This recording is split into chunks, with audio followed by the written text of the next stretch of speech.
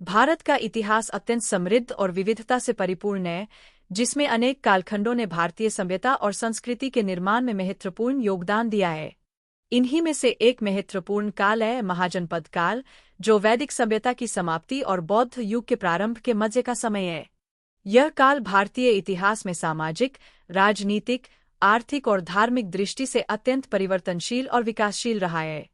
लगभग 6वीं शताब्दी ईसा पूर्व से लेकर 4वीं शताब्दी ईसा पूर्व तक का समय महाजनपद काल के रूप में जाना जाता है।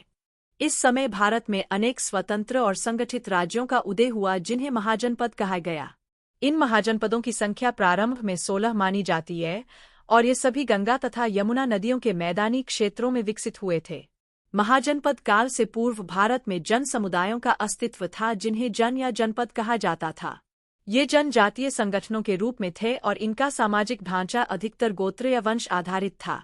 कालांतर में जैसे जैसे जनों का आकार और महत्व बढ़ता गया, वैसे वैसे वे अधिक संगठित और स्थायी राजनीतिक इकाइयों में परिवर्तित होते चले गए। यही क्रमिक विकास जनपदों से महाजनपदों की ओर ले गया। महाजनपद शब्द 2 शब्दों से मिलकर बना है। महाजन, जिसका अर्थ है महान लोग या विशाल समुदाय, और पद, जिसका अर्थ है स्थान या क्षेत्र।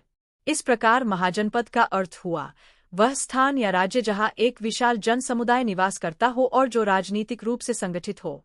महाजनपद काल की प्रमुख विशेषता यह रही कि इस समय छोटे छोटे जनजातीय गणराज्य और राजशाही राज्य क्रमशः संगठित और सशक्त होकर बड़े राजनीतिक इकाइयों में परिवर्तित हो गए। बौद्ध और जैन साहित्य में 16 महाजनपदों का उल्लेख मिलता है।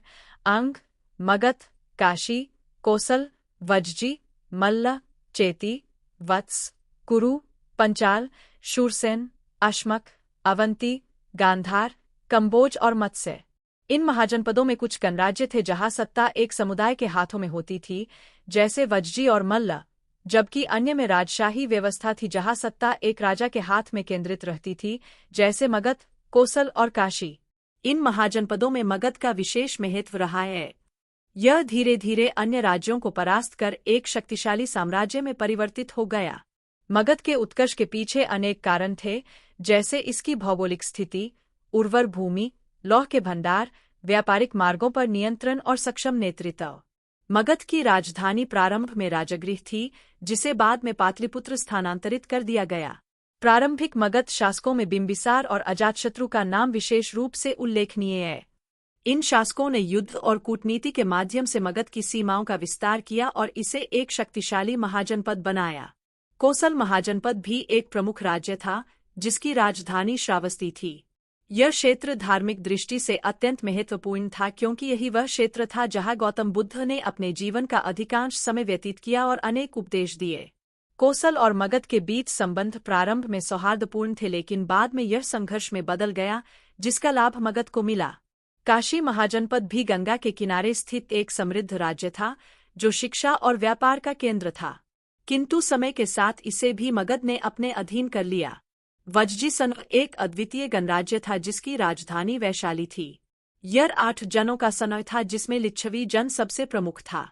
वज्जी संत की शासन प्रणाली में सामूहिक निर्णय और सभा की महत्वपूर्ण भूमिका थी।